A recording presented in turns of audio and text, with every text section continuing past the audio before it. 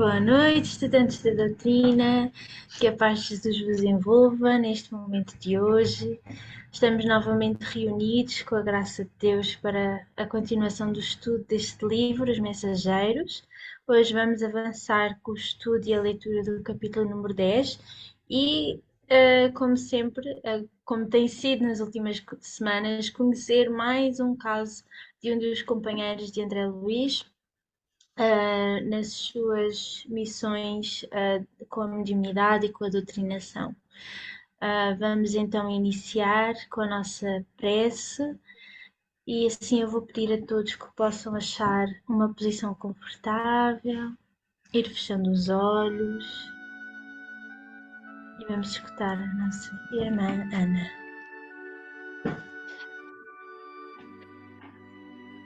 Querido Mestre Jesus, obrigada, Senhor, por mais esta oportunidade de trabalharmos contigo, de estarmos contigo, de partilharmos o teu amor uns com os outros, nestes momentos em que é tão preciso, tão importante dar valor às coisas do Espírito, às lições abençoadas de André Luiz e da espiritualidade superior. E é tão importante recebermos estas mensagens no nosso coração, na nossa mente. E te pedimos, Senhor, que elas fiquem gravadas no nosso coração, no nosso espírito, para melhor te servirmos e amarmos, para melhor servirmos ao nosso irmão, pois tu precisas de nós precisamos de ti e o mundo precisa de paz, de te conhecer melhor, precisa do teu amor, que possamos todos nós que estamos aqui presentes, aqui prontos para receber mais esta lição, que todos nós possamos dar o nosso contributo dia a dia, nas nossas tarefas, nos nossos gestos, nos nossos pensamentos, para um mundo melhor nesta nova terra, com mais fraternidade, com mais paz, com mais amor. Obrigado, Senhor. Fica connosco hoje, agora e sempre. Assim seja. Assim seja. Obrigada, mãe. Vamos então dar início à leitura de hoje. Vou só partilhar com vocês.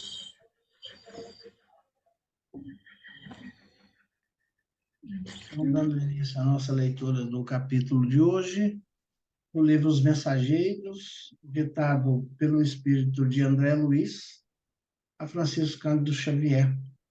O capítulo é o de número 10, a experiência de Joel. Afastando-nos para um canto do salão, acompanhei Vicente, que se dirigiu a um velhote de fisionomia simpática. Então, meu caro Joel, como vai?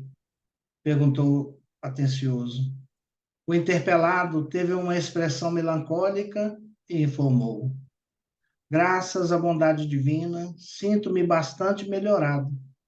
Tenho ido diariamente às aplicações magnéticas dos gabinetes de socorro, no auxílio, e estou mais forte. Cederam as vertigens? Indagou o companheiro com interesse.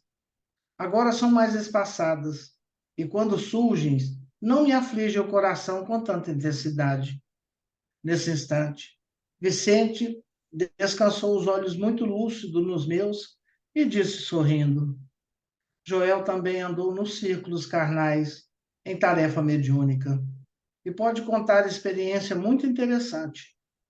O novo amigo, que me parecia um enfermo em princípio, de convalescência, esboçou um melancólico sorriso e falou: Fiz minha tentativa na terra, mas fracassei.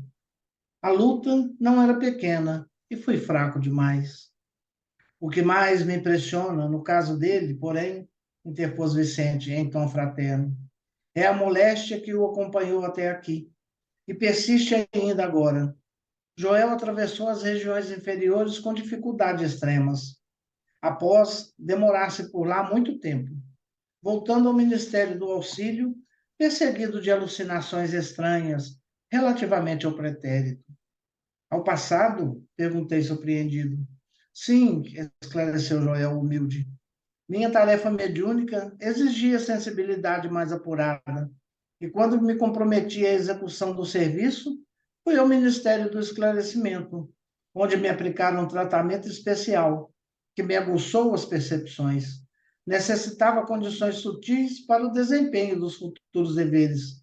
Assistentes amigos desdobraram-se em obséquios por me favorecerem e parti para a terra com todos os requisitos indispensáveis ao êxito de minhas obrigações. Infelizmente, porém, mas por quê? Indaguei. Perdeu as realizações? Tão só em virtude da sensibilidade adquirida? Joel sorriu e obtemperou. Não perdi pela sensibilidade, mas pelo seu mau uso. Que diz?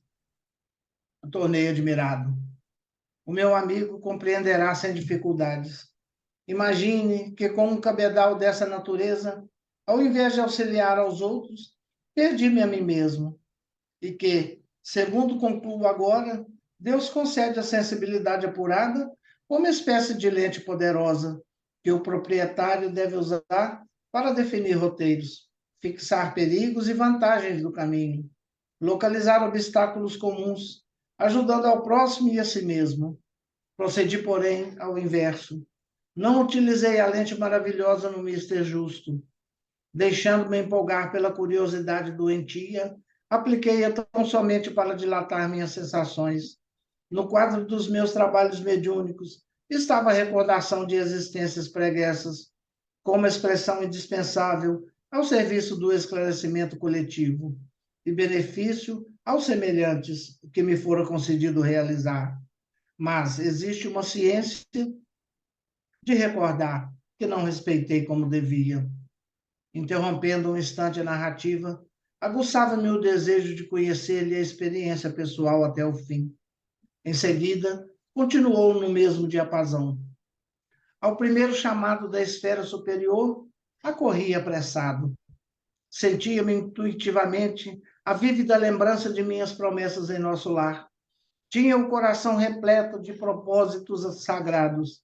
Trabalharia, espalharia muito longe a vibração das verdades eternas.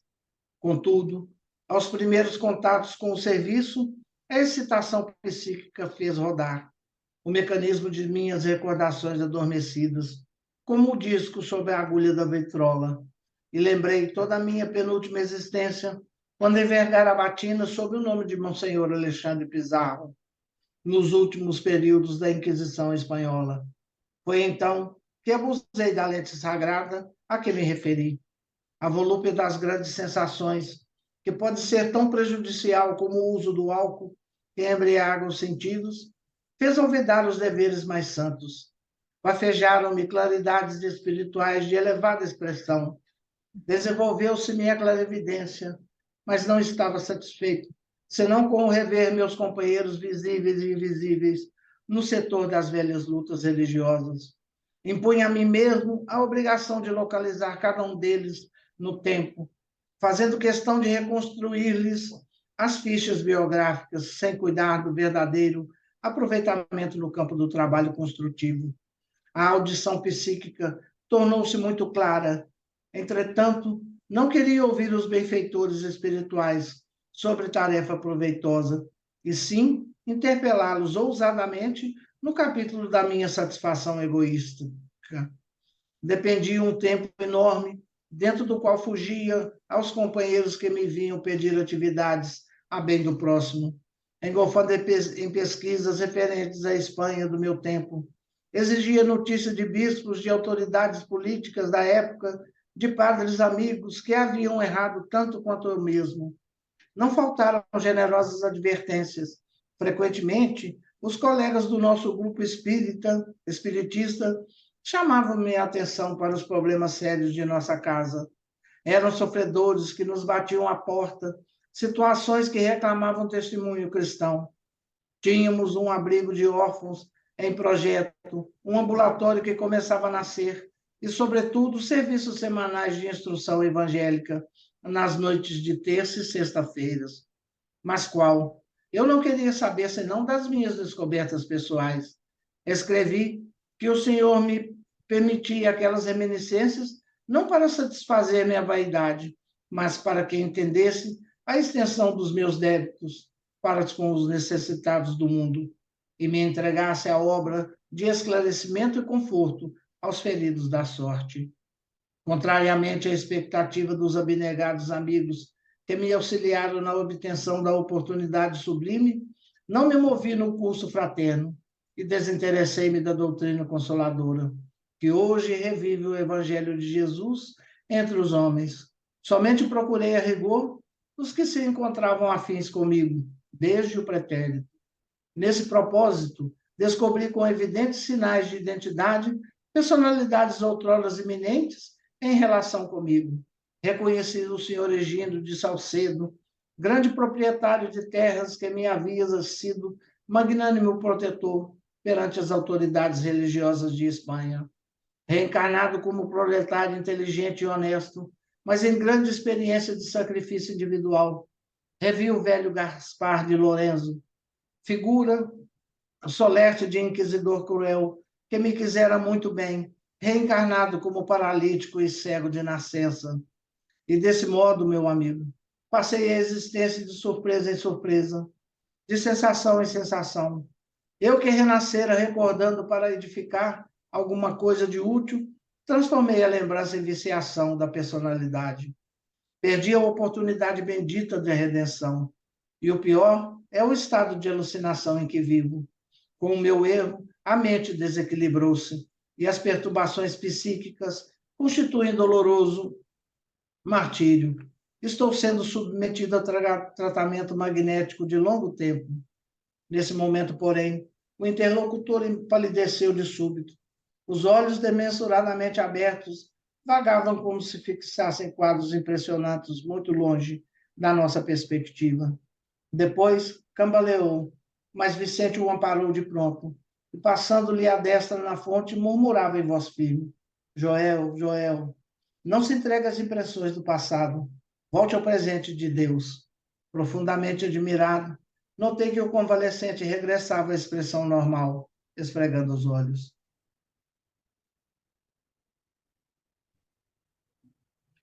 Obrigada, Robson, pela leitura. E que leitura!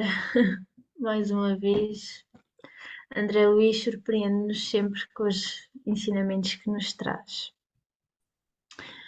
Vamos então avançar com o estudo desta noite e passo então a palavra ao Filipe. Olá, boa noite a todos. Bem, como a Madalena disse, mais um grande capítulo que poderia dar aqui horas e horas de estudo e poderia ter, mais uma vez, como temos vindo a dizer nos capítulos passados, tomar tantas outras direções do que esta que tomou o nosso estudo de hoje. Poderíamos falar sobre o porquê do esquecimento do passado, as vantagens, os inconvenientes. Poderíamos falar das curas magnéticas, que também aqui estão presentes. Poderíamos falar de tantas outras coisas. E vamos lhe dar aqui um cunho um bocadinho mais, a revisitar um bocadinho de conhecimentos, ou até explorar, para quem ainda não saiba, alguns conhecimentos sobre a mediunidade, sobre o médium, sobre as responsabilidades deste. Quando puderes passar, Madalena. Então, primeiro voluntário a ler. Minha tarefa mediúnica exige sensibilidade mais apurada E quando me comprometi à execução do serviço, fui ao Ministério do Esclarecimento, onde me aplicaram tratamento especial que me aguçou as percepções necessitava condições subtis para o desempenho dos futuros deveres. Assistentes, amigos, desdobraram-se em obsequios por me favorecerem e parti para a terra com todos os requisitos indispensáveis ao êxito das minhas obrigações. Deus concede a sensibilidade apurada como espécie de lente poderosa que o proprietário deve usar para definir roteiros, fixar perigos e vantagens do caminho, localizar obstáculos comuns, ajudando ao próximo e a si mesmo. Então, nestes 2 parágrafos temos aqui algumas revelações interessantes. Primeiro fala de uma sensibilidade apurada, depois fala que ele foi receber um tratamento especial que lhe aguçou as percepções. E volta a dizer que tem uma sensibilidade apurada e que essa sensibilidade é como se fosse uma lente poderosa. Ou seja, a reencarnação deste irmão, ele trazia, digamos, alguma faculdade que lhe permitia ver um pouco mais além do que aquilo que o comum mortal, vamos chamar assim, porque não existe nenhuma atribuição especial, consegue ver. E o que é que será esta sensibilidade apurada? Vamos ver no próximo slide. Então, para nós tentarmos investigar um bocadinho o que é esta sensibilidade apurada, vamos tentar perceber primeiro o que é a mediunidade. E a mediunidade não é mais do que uma faculdade ou um sexto sentido, tal como são a visão, a audição, o paladar, o tato e o olfato. Ou seja, fazendo aqui um parênteses, nenhum de nós fica escandalizado se o outro irmão disser assim: eu consegui ouvir a vossa conversa. Ninguém diz assim: ei, que grande faculdade que tu tens porque consegues ouvir. Mas o surdo não consegue ouvir. Então, porquê? Porque falta aqui uma faculdade. E a mediunidade é isso, é um sexto sentido. A seu turno, o médio ter a percepção ou a comunicação entre o plano espiritual e o plano físico, independentemente da religião ou da doutrina. Ou seja, no fundo, como nós costumávamos dizer no nosso estudo sobre a mediunidade, dizíamos que o médio é um medianeiro, ou seja, é um ponto que se encontra a meio caminho entre 2 planos e que faz esta ligação entre os 2 planos. E agora, no livro dos médiuns, diz que todo aquele que sente, num grau qualquer, a influência dos espíritos, é por esse facto médium. Essa faculdade é inerente ao homem.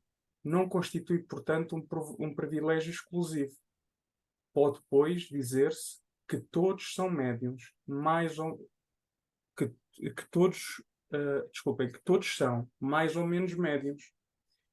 E em outras obras, essencialmente na seara dos médiuns de Emmanuel e no desenvolvimento mediúnico de Roque Jacinto, ainda nos trazem algum aflorar desta questão da mediunidade, em que diz que mediunidade é ensejo de serviço, aprimoramento, resgate e solução. Vamos fixar estas 4 palavras para nós irmos compreendendo porque é que o caso do Joel, o motivo da queda dele. Serviço, aprimoramento, resgate e solução. Emmanuel ainda nos continua a dizer que ser médium é ser ajudante do mundo espiritual. E ser ajudante em determinado trabalho é ser alguém que auxilia espontaneamente.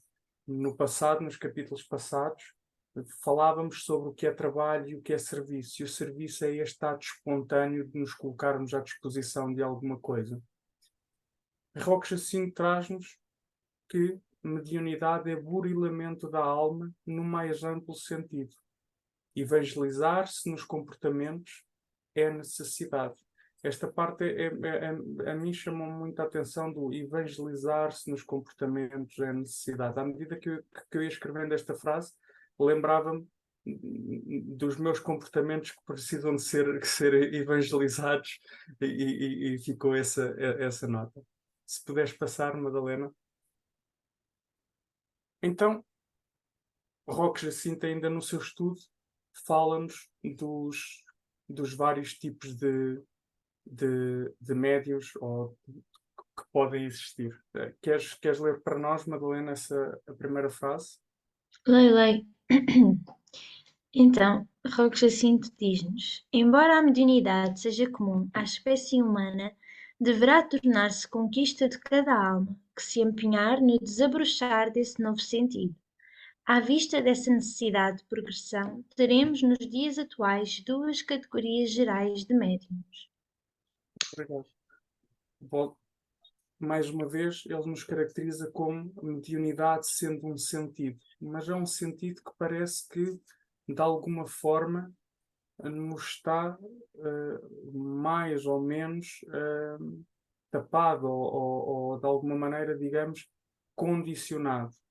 E da maneira como o nosso irmão Roque Jacinto coloca, não nos coloca, quem não o possui de forma mais ampla, não o coloca desarredado total desta faculdade, mas sim incentiva ao plano da conquista pelo quê? Pelo trabalho, pela renúncia, pela desabnegação, pela indulgência, pela caridade, porque à medida que nós vamos trabalhando estas virtudes ou estes setores dentro do nosso campo interior, nós vamos automaticamente passando do ignorante, não é? Do mineral, não é? Até ao angelical. Sabemos que neste período todo existe um enorme lapso temporal, mas vamos entrando. E à medida que nós vamos alargando essa compreensão, como dizíamos na semana passada, alargando o nosso estado consciencial, esta mediunidade ou este sentido vai se apurando cada vez mais. E ela começa, como nós dizíamos lá no nosso estudo, o princípio de todas as mediunidades é a intuição, não é? Se quiseres partilhar connosco também, Madalena, já agora continuas, os dois tipos de médiuns que existem. São os dois quadrozinhos que estão aí, depois tem uma explicação sobre cada um deles. Então temos primeiro os médiuns latentes, que são todos aqueles que, em determinadas ocasiões ou circunstâncias de sua vida, servem inconscientemente de intermediários de espiritualidade.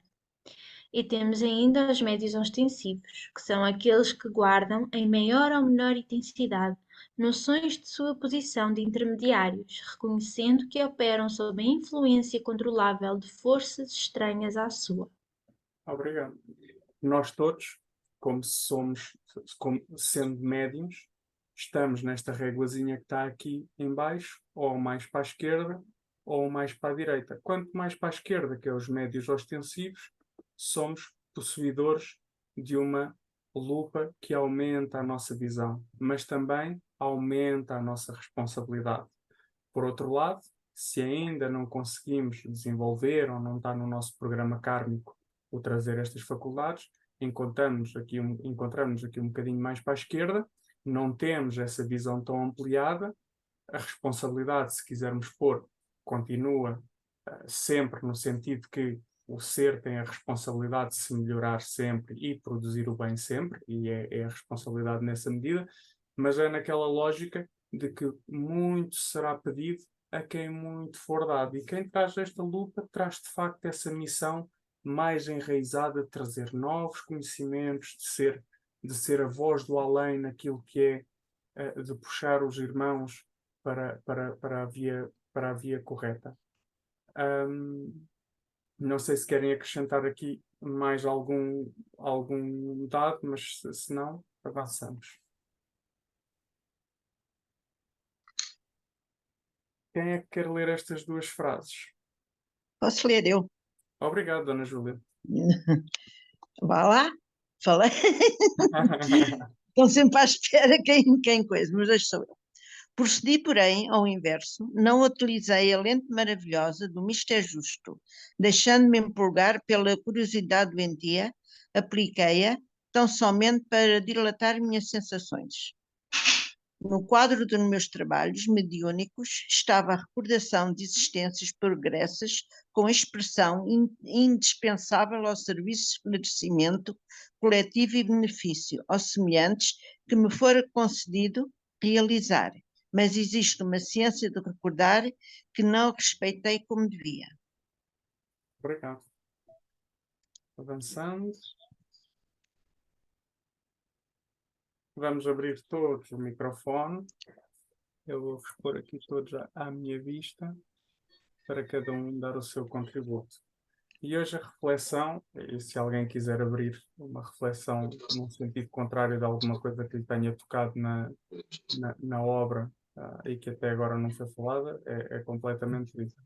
Mas será, ao ler este capítulo, a primeira pergunta que me veio é: será a curiosidade um bem ou um mal para o homem? Aqui neste caso do Joel, nós quase que estaríamos impelidos a dizer assim: bem, é mau, porque a curiosidade foi o ponto, foi o gatilho que lhe alimentou toda a outra queda.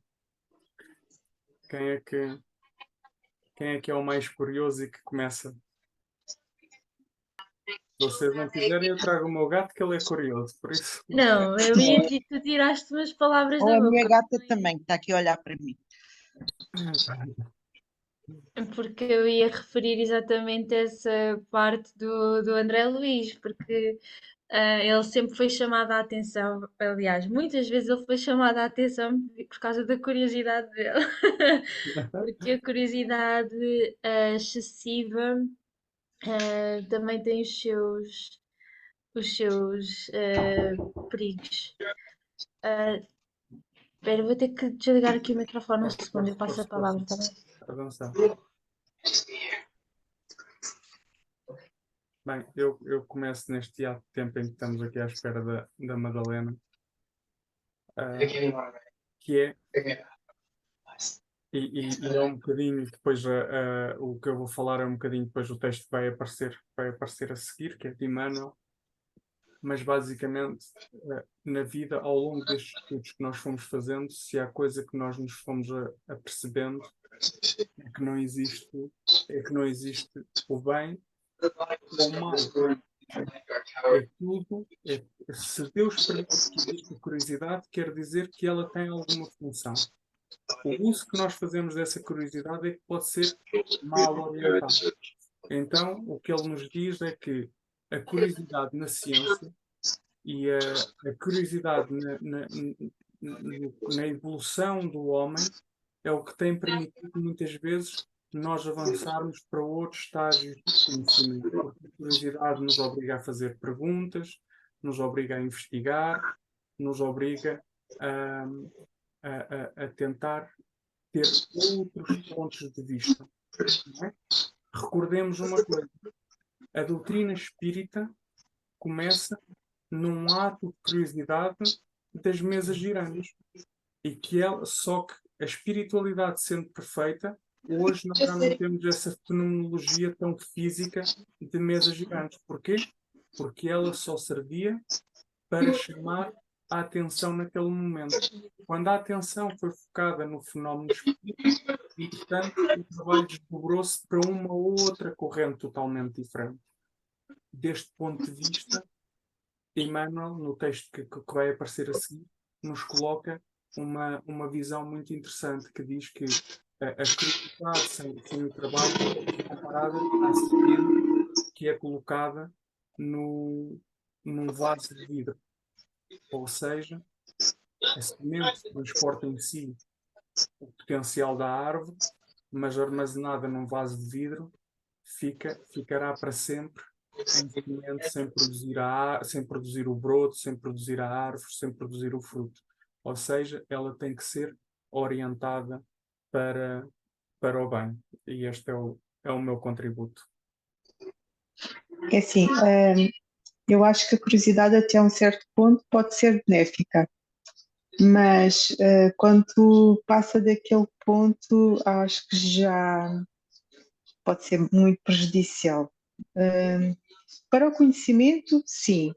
Agora, ir mais além do conhecimento, já podemos estar a entrar por caminhos que não, não serão muito bons para nós. Esta é a minha opinião.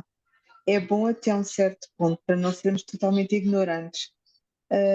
Mas depois, demasiado, já deixa de ser uma curiosidade, já passa a ser, pronto, uma situação que poderá ser menos agradável, dependendo das situações, claro. Não sei se estou certa ou errada, mas agora neste momento penso assim. Obrigado. A dona Júlia quer falar alguma coisa? É assim, eu neste tema de mediunidade, sou muito curiosa. Estou sempre, por exemplo, quando tenho alguma coisa para, quer dizer, para tentar, estou sempre a ouvir, estou sempre a tentar matar a minha curiosidade com respeito à mediunidade, com respeito a certos temas. Por exemplo, eu penso que todos nós temos um bocadinho, não está muita gente, não está desenvolvida, certo? E é isso que eu tenho muita curiosidade de saber, quer dizer, de aprender, de pesquisar. A minha curiosidade é essa, não é fofoquice, isso não me interessa. Interessa-me é estes estudos, porque gosto de aprender e também sou curiosa. E a minha curiosidade dá para, por exemplo, ir ao livro ou ir pesquisar aqui em certas, o que acontece, o que não acontece, o que faz e o que não faz. Eu sinto curiosidade em aprender, em saber como é, como não é. Pronto, é isso. Quer dizer, não sei se estou certa, se estou errada, mas a minha intuição dá-me para eu ir ler. Pronto, sou muito curiosa. É isso. Sou mesmo muito.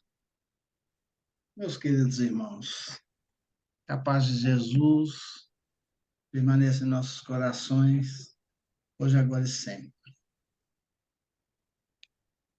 Certa vez, no estudo da mediunidade, que tivemos o prazer e a enorme curiosidade por cada capítulo, por cada instrução dos espíritos amigos que nos guiavam na altura daquele estudo, tivemos um capítulo especial sobre as recordações.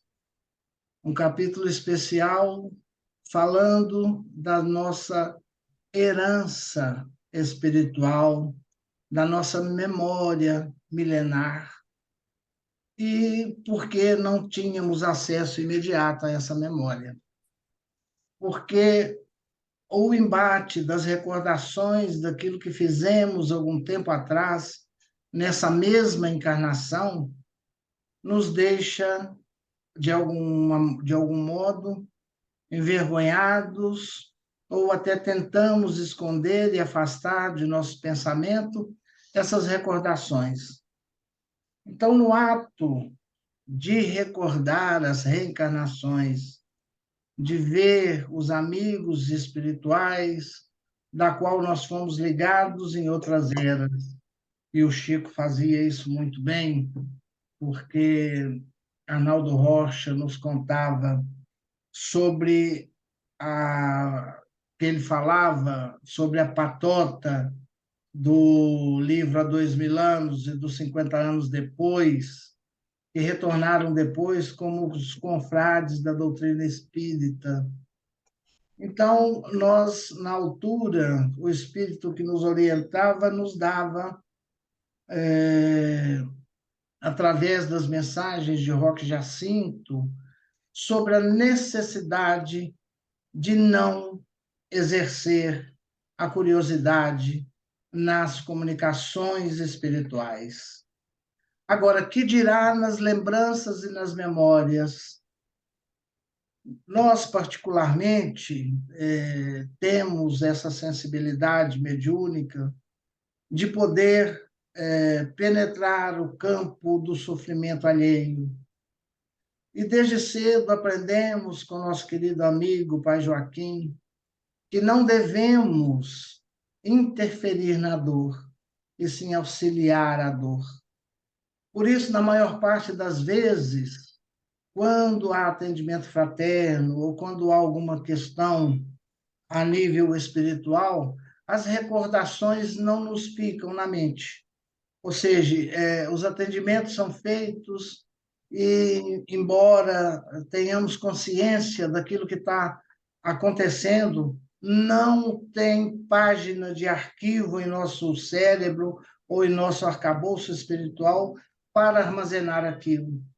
E nesse caso da mediunidade recordativa, ou seja, da utilização da mediunidade como um meio de evangelização daqueles que foram criminosos conosco. Está ali o caso de Joel. Ela não vem de um momento assim, ela não se abre como uma flor, né, de uma noite para o dia. Elas são episódios que vão acontecendo vagarosamente através dos anos e e a espiritualidade superior nos dá isso para que nós possamos, ao recordar certa parte da nossa pregressa existência, nós possamos ter o período de análise do que fazer com aquela recordação e por que aquela recordação nos abraça naquele momento. Então, quando acontece conosco, muitas das vezes, aquele déjà vu, né? Ah, já aconteceu isso comigo, já aconteceu aquilo. São flashes recordativos da nossa experiência passada, presente e até futura. Porque nós temos a capacidade de interferir no nosso futuro, não é? Fazendo hoje aquilo que vamos escolher amanhã, nas palavras do Cristo, não é verdade? Então, essa mediunidade é uma mediunidade singular. Se fôssemos procurar só aqueles que estão nos círculos da nossa sintonia, você vê que ele veio com o corpo perfeito, ele veio com bênçãos de mediunidade que raros médios possuem, né? E encontrou inquisidores, encontrou outros sacerdotes em situações muito piores do que ele, paralítico, cego, né? Cada um carpindo aquilo que fez, né? E evoluindo da maneira que lhe foi mais próprio escolher ou ser imposta até, quase. Então, nesse tipo de mediunidade que nós temos, a curiosidade não é só do médium. O médium também pode ser levado a ser curioso. Se adentra do nosso sistema de acolhimento fraterno uma pessoa bastante curiosa, ela vai induzir, olha só, recordando as aulinhas, né, os estudos da mediunidade, ela pode interferir na comunicação, né? Se o médium for um pouco mais desatento, ele acede àquela curiosidade. Se ele é um médium que trabalha na mediunidade com Jesus, ele vai procurar eliminar essa curiosidade daquele que está à sua frente procurando consolo para o seu coração. E nós devemos estar atentos, muito mais atentos, seguindo as palavras de Jesus, vigiai sempre e orai, porque nós não sabemos quais as tentações que nos rodeiam.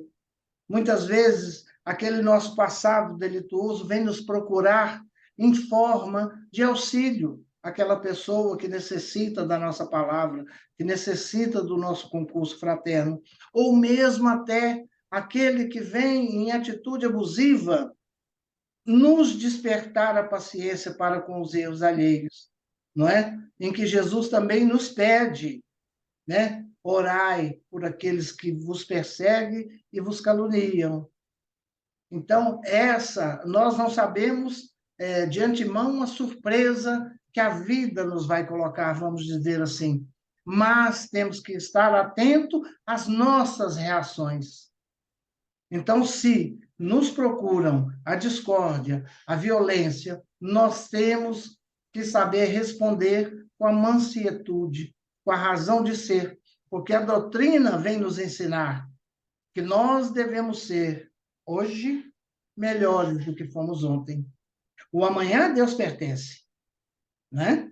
Cabe a nossa vida de amanhã ou as nossas atitudes de hoje. E o nosso passado só vai interferir no nosso presente quando o trouxermos para conviver conosco. E isso foi o que Joel fez. Trouxe o passado, que era uma forma de esclarecimento, de seguir um novo curso, né? Ele trouxe para a sua convivência diária. Então, ele passou a viver no passado e não no presente. Foi investigar tudo aquilo que já passou. E aí ele criou uma disfunção temporal. Essa disfunção temporal são as náuseas, são aquilo tudo que ele reflete, são os quadros produzidos pelo seu próprio ser, no âmbito da sua procura e também no âmbito das suas realizações no passado. Então, devemos ter também bastante atenção em como tratamos a nossa mediunidade. Roque Jacinto nos diz ali que nós é um atributo dos seres humanos, mas em qual posição nós estaremos? Procurando a intuição e a realização mediúnica, um dia, ele está sendo até profético ali naquela realização, um dia seremos todos a trabalhar com a intuição, a trabalhar as mediunidades em prol da caridade dos outros. Porque, como diria Pai Tomé, não há rico que não precise receber, e não há nenhum pobre que não tenha nada para dar. Muito obrigado. Pode explicar, Madalena, quando quiseres. Agora já não tenho mais nada para explicar. Mas só quero agradecer porque estes estudos auxiliam-nos muito a entender o nosso caminho e auxiliam-nos muito a ir retificando os nossos passos com Jesus. É só isso. Passo. Obrigado. E pronto, e estava o textozinho que eu vos falava, que diz que a curiosidade, que isto é um texto de Emmanuel, que está na Seara dos Médiuns, a curiosidade, quando respeitável, é princípio da ciência, mas somente princípio. Sem trabalho perseverante, assemelhar-se-ia, de certo, ao primeiro passo de uma longa excursão interrompida no limiar. É imprescindível reconhecer que a curiosidade, ante o deslumbramento, é qual semente de árvore destinada a bons frutos, conservada, porém, sob uma campânula de vidro. Ok. Quem é que quer ler estes 3 parágrafos de Força, Ana? Obrigado. Desenvolveu-se-me a clarividência, mas não estava satisfeito, senão com rever meus companheiros visíveis e invisíveis no setor das velhas lutas religiosas. Impunha a mim mesmo a obrigação de localizar cada um deles no tempo, fazendo questão de reconstituir-lhes as fichas biográficas, sem cuidar do verdadeiro aproveitamento no campo do trabalho construtivo. A audição psíquica tornou-se-me muito clara. Entretanto, não queria ouvir os benfeitores espirituais sobre tarefas proveitosas, e sim interpelá-los ousadamente no capítulo da minha satisfação egoística. Gastei um tempo enorme, dentro do qual fugia aos companheiros que me vinham pedir atividades a bem do próximo, engolfada em pesquisas referentes à Espanha do meu tempo. Exigia notícias de bispos, de autoridades políticas da época, de padres amigos que haviam errado tanto quanto eu mesmo. Mas qual? Eu não queria saber senão das minhas descobertas pessoais. Esqueci que o Senhor me permitia aquelas reminiscências, não por satisfazer uma vaidade, mas para que entendesse a extensão dos meus débitos para com os necessitados do mundo e me entregasse à obra de esclarecimento e conforto aos feridos da sorte. Obrigado.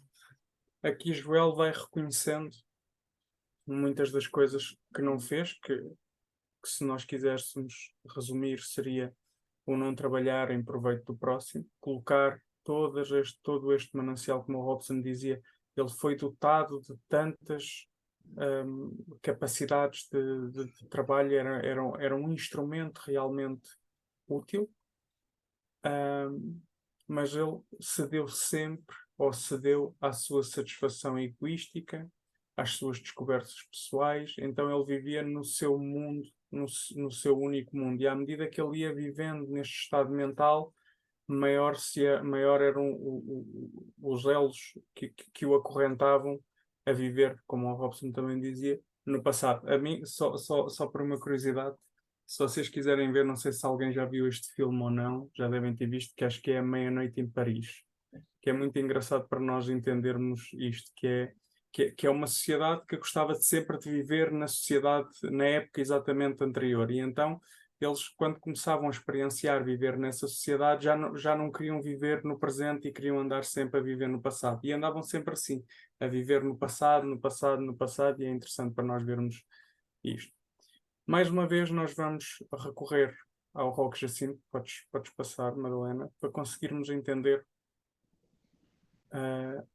este caso. E Roque Jacinto, para efeitos do estudo da mediunidade, subdivide os médios ostensivos em 3 categorias, a saber, esta classificação é elaborada à vista dos fins que o médio objetiva com a sua faculdade, ou seja, aquilo que ele coloca realmente em prática. E agora o que eu ia pedir é que cada um,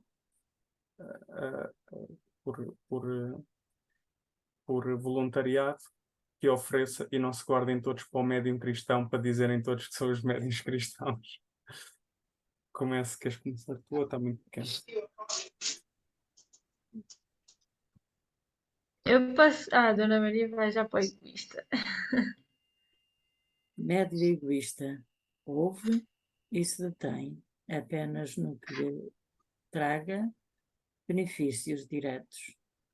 O seu circuito de atenção se estabelece tão somente com o que poderá vir a incorporar-se às suas posses ou conquistas materiais. Médium orgulhoso. Cinge-se ao que lhe amplia a desmedida autoconsideração. Sua tensão emocional sustenta-se apenas nos acontecimentos ou referências que louvem a sua suficiência. A sua capacidade, via de regra, nutram ainda mais o seu desajuste psíquico.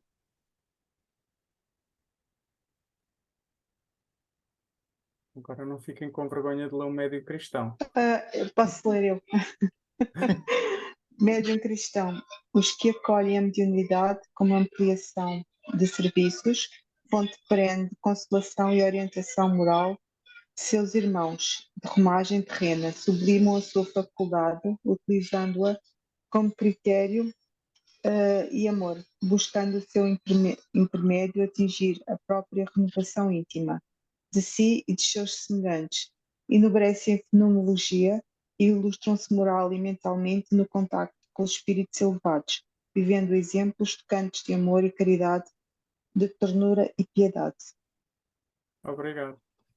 Bem, ao ver estas 3 classificações, podemos ver que, por exemplo, este caso de Joel, ele provavelmente seria um médium mais orgulhoso, em que a sua autoconsideração, as referências a si próprio, era algo que o assediava mais, e se calhar, se nós formos andar um bocadinho para trás, o médium, o outro caso que nós estudámos, que é de Alcino, que foi o que se entregou à venda da mediunidade, se não estou em erro, se calhar era um médium mais egoísta, que estava mais atento aos benefícios diretos e às vantagens ou às conquistas materiais, como ali diz. Por contrapartida, temos aqui este roteiro do médium cristão, que não é nada do que já temos vindo a falar ultimamente, mas que coloca sempre o serviço na base do amor, na base da caridade, na base da renovação íntima, na base do auxílio ao próximo. É de facto, ainda são conquistas difíceis para muitos de nós, mas é um caminho a percorrer e é gradual. Se ninguém quiser acrescentar, passamos.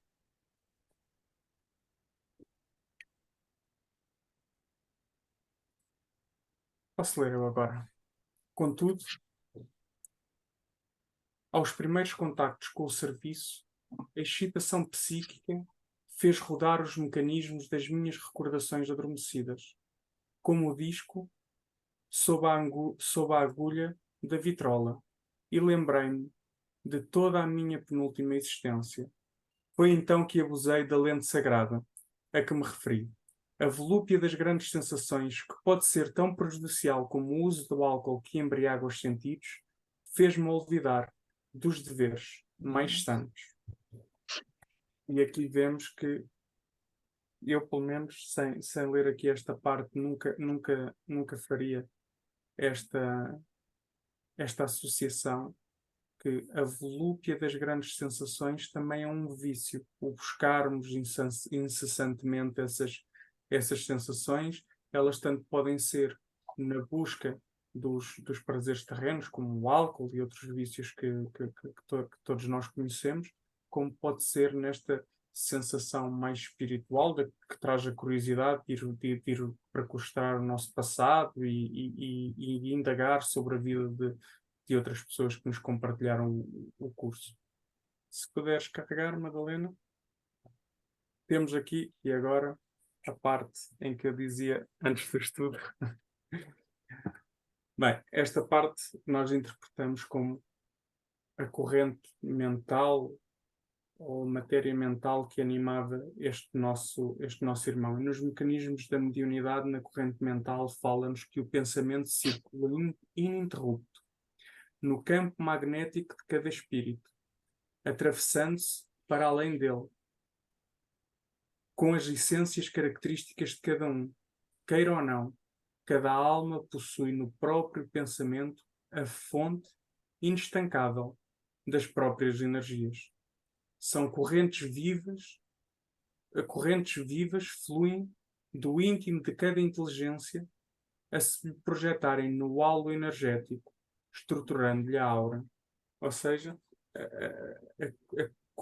daquilo que eu consigo entender, e depois vocês partilharão a vossa visão, se também concordam, a curiosidade despoltou neste irmão uma corrente mental, e como nós vamos ver no slide a seguir, que ela pode ser tanto destrutiva como construtiva, mas despoltou uma determinada corrente mental que passou a alimentar, não sei se está certo, mas passou a alimentar aquele circuito com esta determinada energia. E depois, como ele é automaticamente alimentado, é quando se torna difícil reorientar os nossos olhos. E é aí que se pede muita renúncia, muito desapego, o conseguirmos ouvir os outros, porque nós vamos ver lá mais à frente que há irmãos que o tentam reorientar com sábios conselhos, a lhe dizerem que há outros trabalhos para além daquele,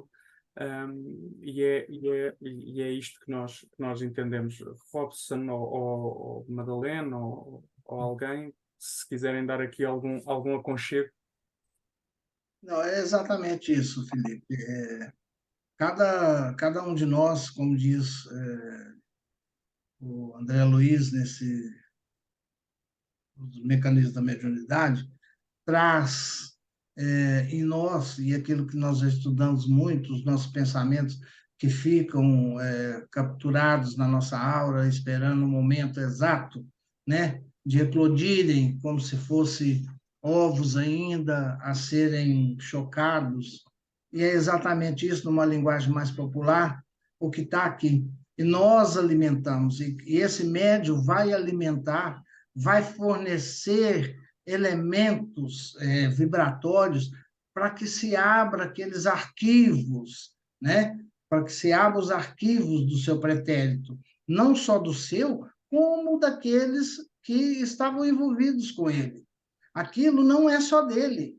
Então, a gente vê por aí que o passado não pertence só a nós, né? Tem muita gente que diz o meu passado. Não, é o nosso passado. Você não está sozinho na criação. Você faz parte de um todo. Então, quando você despoleta e alimenta as recordações, você está praticamente alimentando as recordações alheias também. Então, esse é o capítulo que nós devemos ter nós, os médiuns, que temos acesso a arquivos de outras pessoas, temos que ter o cuidado, a sensibilidade de não ofender. Já nos dizia também Arnaldo Rocha, no trato com as pessoas, no trato com a mente das pessoas, com o passado das pessoas, nós estaremos trabalhando com a dor. Então, nós não podemos aumentar a dor de ninguém. A nossa função é diminuir a dor das pessoas. Vamos dar aqui um exemplo, que não sei se vocês conhecem, Ivone Pereira do Amaral. Ela, aos 6 anos de idade, começou a recordar a sua vida pregressa, onde ela foi uma suicida e ela tinha pesadelos infantis e pronto, não começava, apesar do pai dela ser espírita, ele era um homem muito do seu tempo, naquela época, 1900 e pouco, era muito rigoroso, mesmo com a doutrina espírita, ele ainda não tinha despertado a sensibilidade. Então, ela começou a receber as páginas do que é aquele livro Memórias de um Suicida, que não é à toa esse livro, porque aquilo ela começa a receber vagarosamente aos 13 anos as memórias de como ela suicidou, de como ela começou a despertar esse intuito. Então, se a gente lê naquelas páginas daquele livro, nós vamos descobrir ali a benesse da recordação, não é? Ao contrário do Joel, que utilizou aquilo não para instruir, não para aliviar, mas sim em proveito próprio. E no slide anterior, Roque Jacinto dá ali uma equação muito boa. O primeiro e o segundo, questão mediúnica, eles se interligam. Já o terceiro, não. Já o terceiro já sobe um patamar, porque já é um médium cristão. Aqueles são os médiuns que têm missões de auxílio e utilizam em proveito próprio, como nós também temos na espiritualidade aí tantos e tantos médiuns que vendem aí o seu concurso espiritual, né? Obrigado.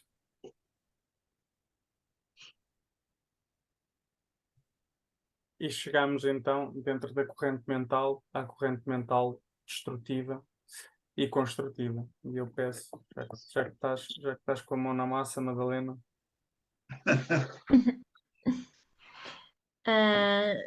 Então, orar e vigiar, lenitivo da mente. Corrente mental destrutiva. Estados de tensão provocados por núcleos de força na psicosfera pessoal, atraindo os campos elétricos com que se fazem instrumentos da tempestade, acumulando em si mesma, mente, as forças autogeradas em processos de profundo desequilíbrio. A alma exterioriza forças mentais desajustadas e destrutivas, pelas quais atrai as forças do mesmo teor, caindo frequentemente em cegueira obsessiva. Nota: as criaturas conscientes que não se dispõem à distribuição natural das próprias cargas magnéticas, em trabalho digno, estabelecem para si a degenerescência das energias. Obrigado. Se a Ana quiser ler a corrente mental construtiva.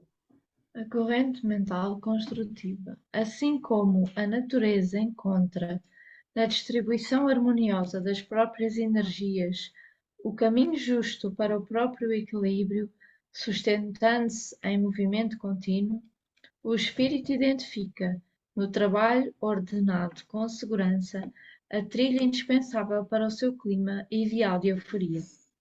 Quanto mais enobrecida a consciência, mais se lhe configurará a riqueza de imaginação e poder mental, surgindo, portanto, mais complexo o cabedal das suas cargas magnéticas ou correntes mentais, a vibrarem ao redor de si mesmo e a exigirem mais ampla cota de atividade construtiva no serviço em que se lhe plasmem a vocação e aptidão. Obrigado. Eu, em termos de imagem, eu gosto muito de traduzir isto para imagens mais simples. Como é que é a imagem que me vem à cabeça? Que a corrente mental destrutiva é semelhante ao campo que é deixado em repouso. O que é que acontece a esse campo que é deixado em repouso? Vai se encher primeiro de erva daninha, uma erva mais pequenininha, mas se continuar em repouso, provavelmente vai ter um mato mais denso. Nesse mato mais denso, muitas vezes, vão se esconder o animal mais feroz.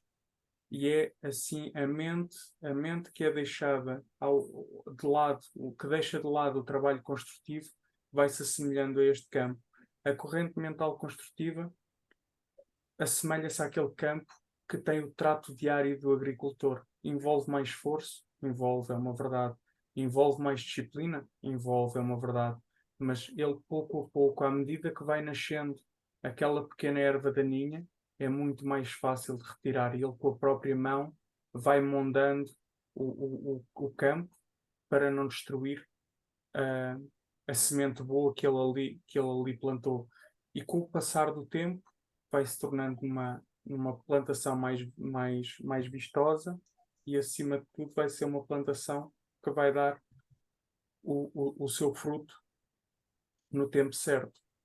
E então aqui entram as palavras de Jesus Cristo. Neste momento, e mais uma vez a seta a acompanhar-se, quanto mais nós formos capazes de orar profundamente, com um sentimento verdadeiramente de amor e de caridade, e quanto mais nós formos vigiando o nosso pensamento, os nossos atos, os nossos sentimentos, este trabalho de orar e vigiar é o verdadeiro lenitivo da nossa mente.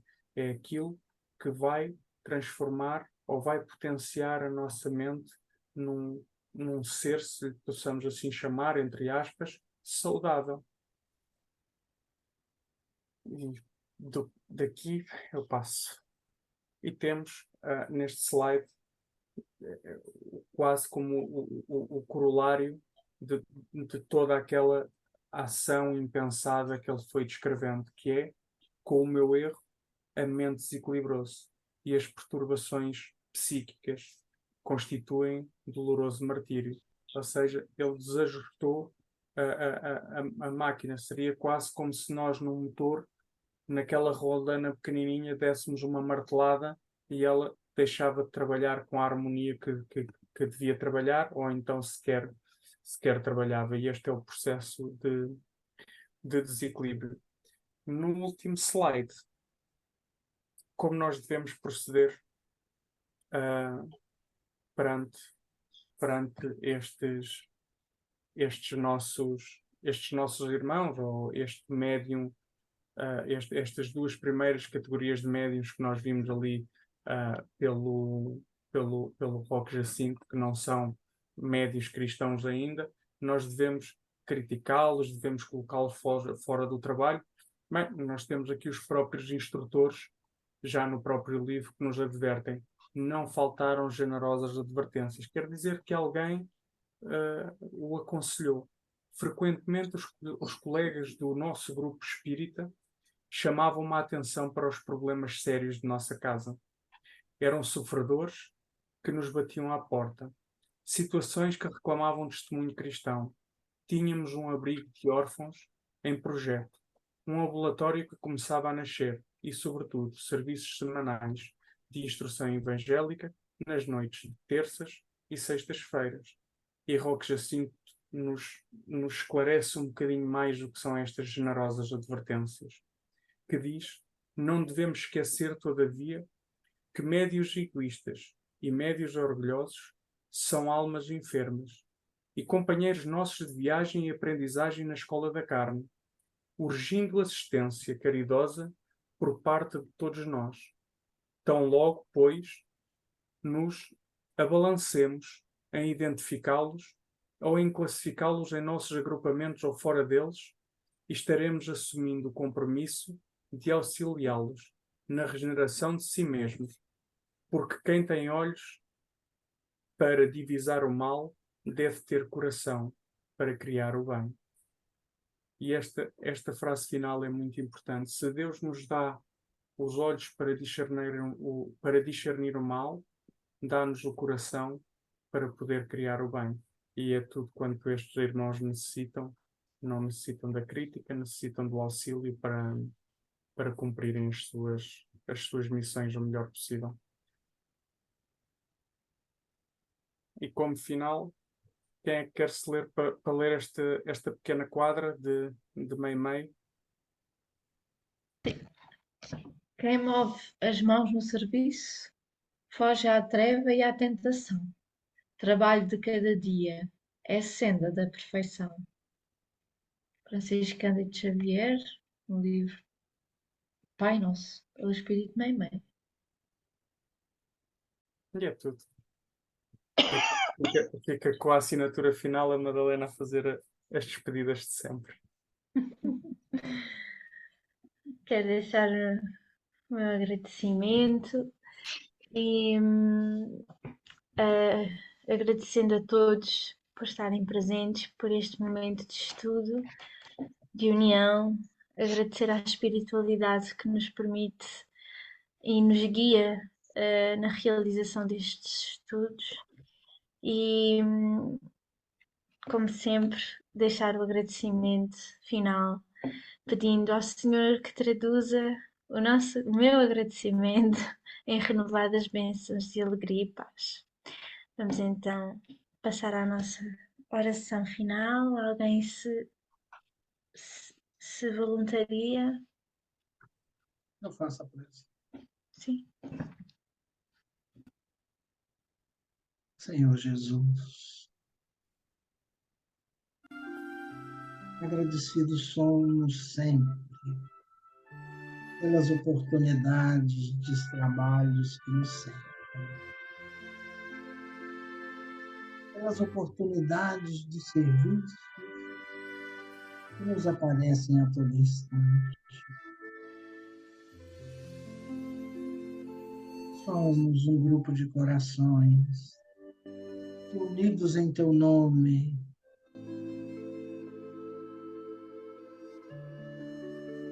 vamos estudando o Teu Evangelho de amor, a doutrina maravilhosa que nos legaste. Abençoa, Senhor, cada coração nesse instante. Derrama sobre nós fontes inenarráveis de alegria e de paz. Conceda-nos a todos os habitantes do planeta, encarnados ou desencarnados, as oportunidades evolutivas que necessitamos. Coloque no Senhor as dificuldades para que possamos aprender com elas o caminho de não mais errar. Nós que já erramos tanto e ainda continuamos errando, suplicamos a vossa misericórdia. Permita-nos, Senhor, ver a face do bem. Permita-nos, Senhor, andar de mãos dadas com a caridade. Permita-nos, Senhor, abraçar o nosso irmão, colocando o nosso coração junto dele, no fundo de nossa alma, lembrarmos do teu conselho. Ama o teu próximo como a si mesmo. Que assim seja.